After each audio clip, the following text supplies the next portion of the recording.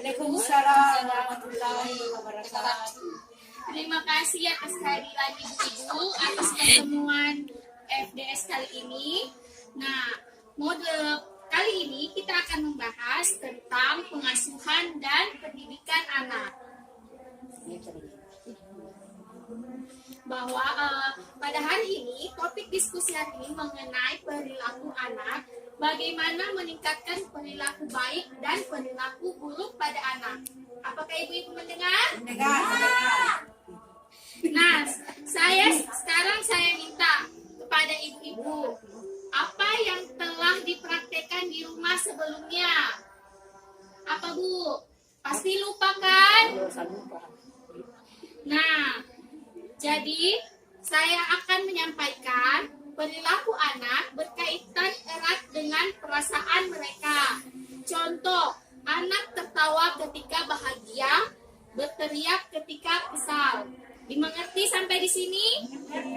Nah, di sini tips menjadi orang tua hebat bisa dilihat pada flip chart ini. Yang pertama, mengingat hal yang membahagiakan sebagai orang tua. Kedua, sejalan antara perbuatan dan perkataan. Ketiga, selalu berusaha melihat hal positif yang ada di dalam diri Anda. Keempat, bersikap dan bertutur kata penuh kasih sayang tanpa kekerasan. Dimengerti Bu? Bisa dilihat? Bisa. Ini banyak besarnya. Nah, kemudian pembelajaran berikutnya adalah cara memberikan perhatian perilaku baik anak.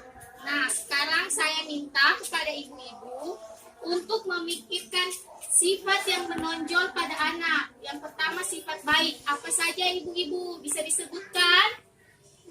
Ibu yang di ujung, sifat baik pada anak. Apa saja? Kata yang baik. Ya, apa lagi?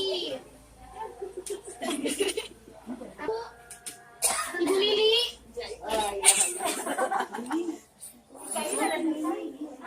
Baiknya nampung orang. Apa saja? Ya.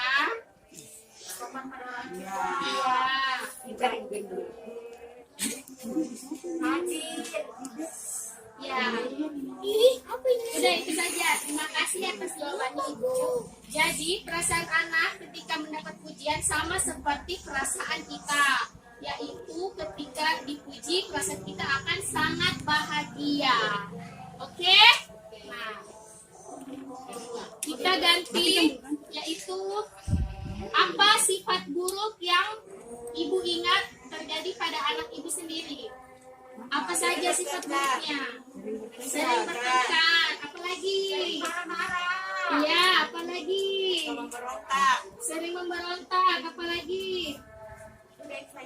Itu saja. Oke, terima kasih atas jawabannya Ibu. Nah, nanti di rumah Ibu-ibu bisa mempraktekkan sifat hal-hal yang bisa membahagiakan anak agar anak tidak berperilaku yang tidak menyenangkan kepada orang tua dengan cara memuji anak dan tidak melakukan kekerasan seperti memukul, memarahi, dan menghardik anak. Sampai di sini mengerti Bu? Mengerti. Oke, sekarang saya akan menjelaskan dampak negatif kekerasan fisik dan non fisik. Apakah di sini Ibu tahu apa itu dampak negatif dan dampak negatif kekerasan fisik dan non fisik kepada anak? Tidak tahu. Tidak tahu. Nah, jadi apa yang orang tua lakukan ketika mereka berbuat salah waktu kecil? Apa saja? Ada yang tahu? Memarahi. Terus apa lagi Bu? Memukul. Memukul. Apa lagi Bu? Nah, kita bisa lihat di flip chart ini cara mengurangi perilaku buruk anak usia di bawah 2 tahun. Yang pertama, membuat lingkungan anak aman bagi anak. Kedua, membatasi anak menonton TV. Ketiga, mengalihkan perhatian anak dan menjelaskan akibat perilaku buruk. Nah, di sini dapat kita menyimpulkan bahwa orang tua adalah wadah ada untuk tempat berlindung anak. Pada materi ini kita dapat menyimpulkan bahwa anak tidak dapat menyelesaikan masalah. Kekerasan tidak membuat anak semakin tertantang untuk melakukan hal yang salah sebagai cara untuk mendapatkan perhatian orang tua. Bahkan dapat menganggap menyakiti orang lain adalah hal wajar. Itu yang dapat kita simpulkan dalam perilaku dampak fisik terhadap anak. Kemudian banyak orang tua mengatasi perilaku buruk anak dengan cara melakukan kekerasan. Banyak dampak buruk bagi anak. Sampai di sini ibu-ibu sudah mengerti? Mengerti?